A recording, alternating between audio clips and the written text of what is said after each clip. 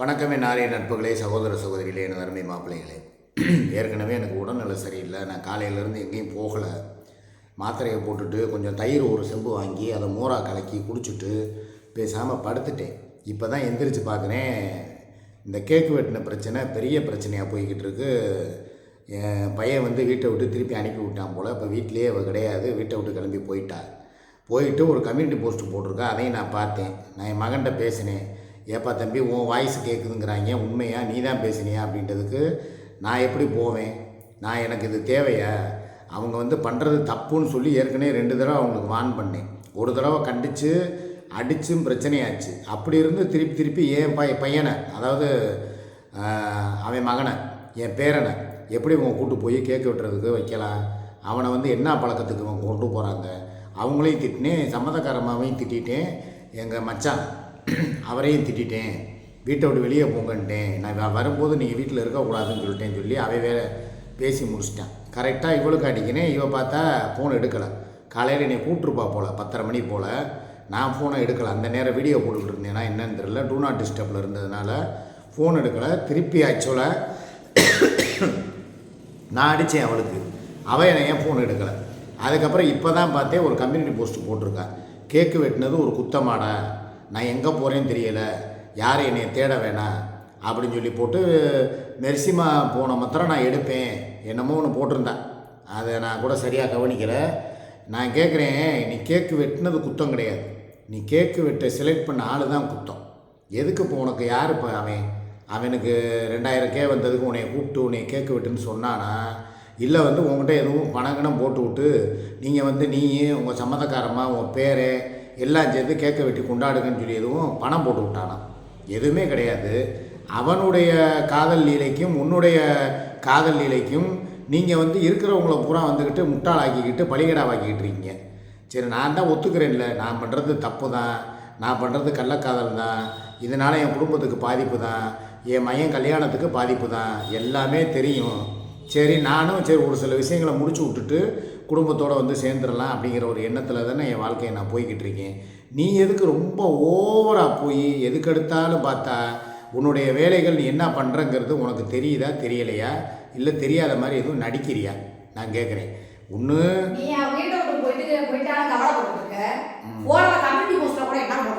என்ன போட்டிருக்க? நான் ஏதோ சண்டை பிரிஞ்சிருக்கோம், அவரை பத்தி யாரும் தப்பா பேசாதீங்க, அவரை பத்தி வீட்டை விட்டு போயிட்டு நான் எதுக்கு நீ சொன்னா பார்த்தேன். அதுல என்ன போட்டிருக்காரு முழுசா பாரு.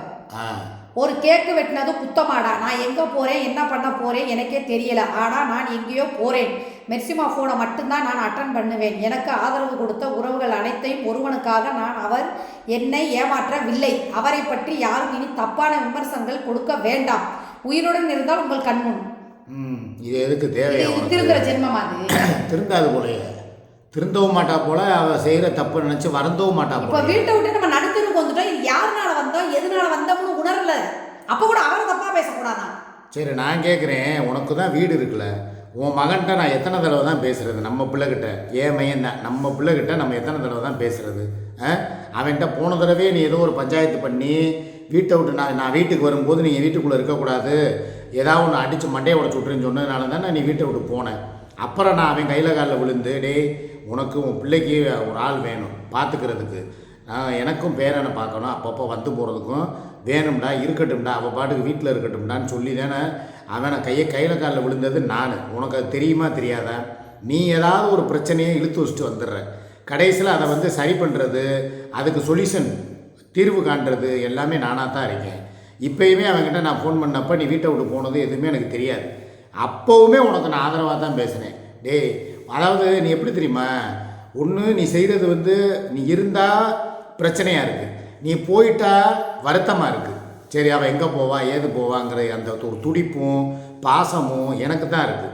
இதே உனக்கு இப்போ நீ இப்போ வீட்டை விட்டு போகிறேன்னு சொல்லி போட்டிருக்க கம்யூனிட்டி போஸ்ட்டு, இதை பார்த்துட்டு உனக்கு சுகையில் ஃபோன் பண்ணி வீட்டை விட்டு போகாத சுமி, எங்கே போவ சுமி, நீ இலங்கைக்கு வந்துரு சுமி, உனக்கு நான் வாழ்க்கை கொடுக்குறேன்னு உன்னை கூப்பிட்டு அப்படியே வாரி அணைச்சி கட்டி தழுவி உன்னை வச்சு காப்பாற்ற போகிறானா? கிடையாது. எப்போ இருந்தாலும் எங்கே இருந்தாலும் கட்டின புருஷன் நான் தான் உனக்காக கவலைப்படுறேன். முதல்ல அதை நீ யோசிக்கணும். நான் இருக்கிற இடம் எங்கே இருக்குங்கிறதெல்லாம் யோசிக்க மாட்டேன், யார் கூட இருக்கேங்கிறதெல்லாம் யோசிக்க மாட்டேன். என் மனசுக்கு எது சரின்னு படுது, சரி நம்ம பொண்டாட்டி பாவம் அவள் வீட்டை விட்டு பற்றி விட்டுட்டு அவள் எங்கே போவா? எத்தனை நாளைக்கு போய் அடுத்தவங்க உங்கள் சின்னம்மா வீட்டுக்கு எத்தனை நாளைக்கு போவ? இல்லை உங்கள் சம்மந்தக்காரம்மா வீட்டிலேயே போய் எத்தனை நாள் இருப்ப? இப்போ நீ எங்கே போவ? அடுத்த கட்ட நடவடிக்கை நான் சொல்லவா? ஒன்று உங்கள் சித்தி வீட்டுக்கு போவ, இல்லையா உங்கள் சம்மந்தக்காரம்மா அவர் இருக்கிறார்ல, நேற்று கேக்கு வெட்ட வந்தாங்கல்ல, அவங்க வீட்டுக்கு போவேன். எத்தனை நாளைக்கு இப்போ இங்கே இருந்துருவேன்? ஏன்னா உனக்கு இதான் பஞ்சாயத்தா? ஏன் உனக்கு அந்த ஒரு சுகையிலுங்கிற ஒரு இவனை போய் கைகளை விட்டுட்டு அந்த சனியனையே நீ வந்து மடியில் கட்டிக்கிட்டு என்ன திரியிற? இதனால் உனக்கு என்ன லாபம்? அவன் உன்னைய போய் வாழ்க்கை நடத்தவும் முடியாது. அவன் ஒரு வயசு பையன், அவனுக்கு எதிர்காலம் இருக்குது. நீ போய் அவன் கூட போய் வாழ்க்கை நடத்த போனால் அவனுடைய வாழ்க்கையும் எல்லாமே பாதிப்பாகும். நாளைக்கு என்ன நீங்கள் 2 பேரும் அவன் எதிர்காலம்னு ஒன்று இருக்கிறவன் என்ன நினைப்பேன்? கொஞ்சம் யோசிச்சு பாருங்கள், டீப்பாகவே போவோம் இதுக்குள்ளே. இவளை போய் அவன் கல்யாணம் பண்ணுறானே வச்சுக்கிடுவான். நான் ஒரு பேச்சுக்கு சொல்கிறேன், அப்படிலாம் பண்ணுறதுக்கு வாய்ப்பு கிடையாது. அவன் வேறு பக்கம் ரூட்டை மாற்றி போயிட்டான். சப்போஸ் கல்யாணம் பண்ணுறதுக்குனே ஒரு வாய்ப்பு வந்து உங்கள் 2 பேர் போய் கல்யாணம் பண்ணால் அவனுக்குன்னு ஒரு பிள்ளை குட்டி வேணாமா, வாரிசு வேணாமா? இவ யார்? இவ பேர் எடுத்தவன். இவளுக்கு குடும்ப கட்டுப்பாடு ஆப்ரேஷன் எப்போவோ முடிஞ்சு போச்சு. 15-20 வருஷம் ஆச்சு இவளுக்குலாம் ஆப்ரேஷன் பண்ணி. அப்படி இருக்கும்போது இப்போ போய் இவள் வந்து ஆப்ரேஷனை பிரித்து எதுவும் பிள்ளை பெற்றுக்கிற போகிறாளா? இல்லை அவனுக்காக போய் இவள் வாழ்க்கையை தியாகம் பண்ண போகிறாளா?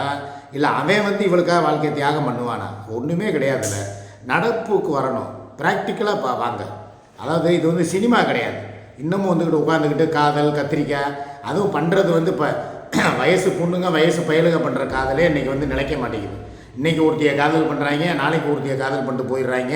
பொம்பளை பிள்ளைகளும் இன்றைக்கி ஒரு ஆம்பளையை பார்க்குது, நாளைக்கு ஒருத்தனை பார்த்துட்டு அது வாழ்க்கையை மாற்றிட்டு போயிடுது. கல்யாணம்னு வரும்போது கை குழந்தையோடு போனால் கூட அந்த அங்கிள் போகிறாரு பாருன்னு சொல்லி அப்படி போய்கிட்டு இருக்கு உலகம். காதலிச்சவனையே அந்த அவர் தான் அவங்க மாமா அப்படின்னு சொல்லி அப்படி காட்டுற அளவுக்கு இன்றைக்கி காதல் வந்து மாறி போச்சு. அப்படி வந்து காதல்களுக்கு உண்டான மரியாதையே போயிடுச்சு.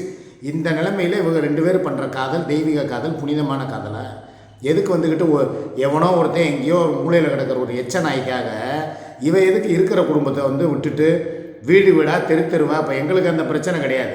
நாங்கள் 2 பேர் பண்ணுறது கள்ளக்காதல் தான், நல்ல காதல் கிடையாது. ஆனால் எங்களுக்குன்னு சொல்லி 2 பேர் வந்து மனசு ஒத்து போய் ஏதோ வீடு வாசல் ஒரு சொத்து சுகம் ஒரு நகை நட்டுன்னு சொல்லி சேர்த்து 2 பேர் உழைக்கிறோம் சம்பாதிக்கிறோம் ஒரு ஸ்டாண்டர்டாக நாங்கள் வந்து போய்கிட்டு இருக்கோம்.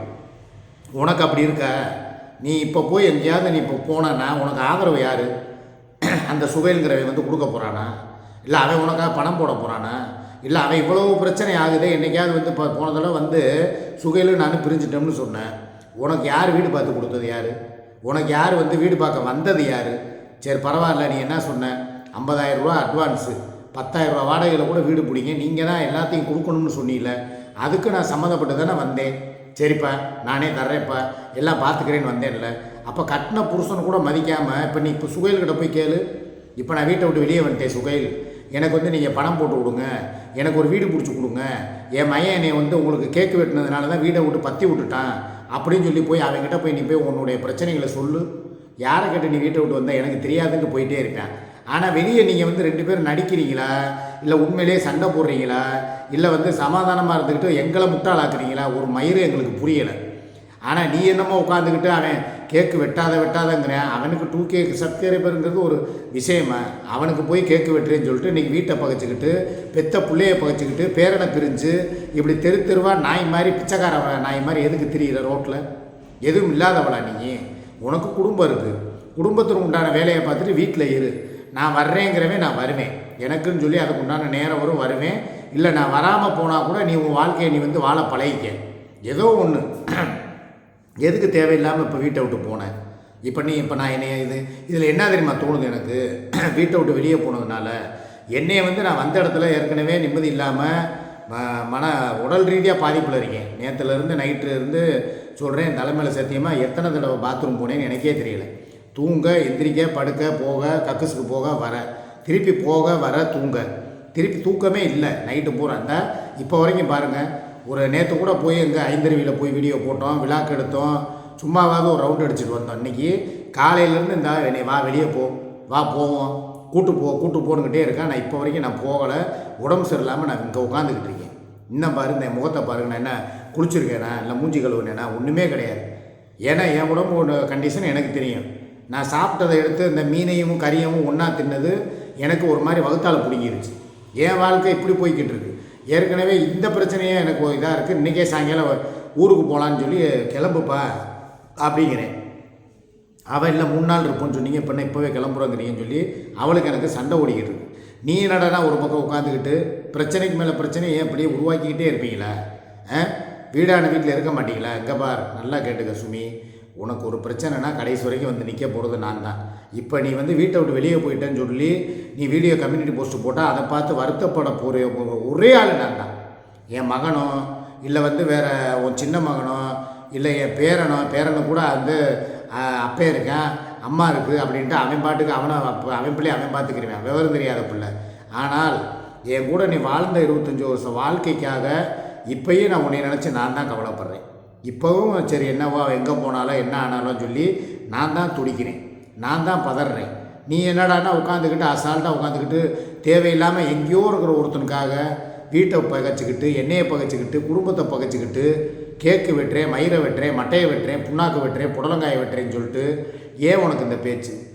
பேசாமல் வீட்டை பக்கம் போ. அவன்கிட்ட நான் பேசுகிறேன். இல்லை அதுக்கு மேலே அவன் என்கிட்ட சொல்லிட்டான் ஒரே வார்த்தை, இனிமேல் நீங்கள் சமாதானம் பண்ணி வந்துக்கிட்டு அம்மா பாவம் ஆட்டுக்குட்டி பாவம்னு வந்தீங்கன்னா அப்புறம் உங்களையும் தூக்கி போட்டு மிதிப்பேன்ட்டான். ஸோ நான் சொல்கிறத கேட்டு புரிஞ்சு நடந்துக்க. இந்த நீ இப்போ வாழ்ந்துக்கிட்டு இருக்க வாழ்க்கை, நான் என் வாழ்க்கையும் தான் சொல்கிறேன், இந்த வாழ்க்கை நிலையான வாழ்க்கை கிடையாது. நீ வாழ போகிறப்ப இந்த போய் கால் கிளப்பி வீட்டை விட்டு போயிருக்க பாரு, உன்னே வந்து எவனும் பார்க்க போகிறதும் கிடையாது, எந்த ஆதரவும் உனக்கு கொடுக்க போகிறதும் கிடையாது. நடைமுறையை பாரு, நடைமுறையை யோசி, பேரனை பாரு, பிள்ளைகளை பாரு, வீட்டோடு பேசாமல் அடங்கி உடங்கி இரு. இதே பொழப்பா உனக்கு? கேக்கு வெட்டினது குத்தம் இல்லை, நீ அதை யாருக்காக வெட்டினங்கிறது தான் குத்தம். இது என்ன அவனுக்கு 4 பேர் சொல்ல மாட்டானுங்களா? அவனும் வந்து பொது வெளியில் தானே இருக்கேன், அவன் என்ன வந்து விண்வெளியிலே இருக்கேன், அவன் ஃப்ரெண்ட்ஸ் சர்க்கிள்லேருந்து ஃபோன் பண்ண மாட்டாங்களா? எதுக்கடா அவங்க அம்மா இப்படி வந்து வீடியோ போட்டுக்கிட்டு சுகையில்கிட்டு இருக்குன்னு சொல்லி என் மகனை கேட்க மாட்டாங்களா? அப்போ அவனுக்கு ஆத்திரம் வராதா? பொம்பளை மாதிரி நடந்துக்க, பொறுக்கி மாதிரி நடந்துக்கிட்டு இருக்க, இந்த பொறுக்கியே மூடிக்கிட்டு சும்மா உட்காந்துக்கிட்டு இருக்க. உனக்கே இவ்வளோ பேச்சு, இவ்வளோ காதல், கத்திரிக்காய், கருமாந்திரம்லாம் செய்.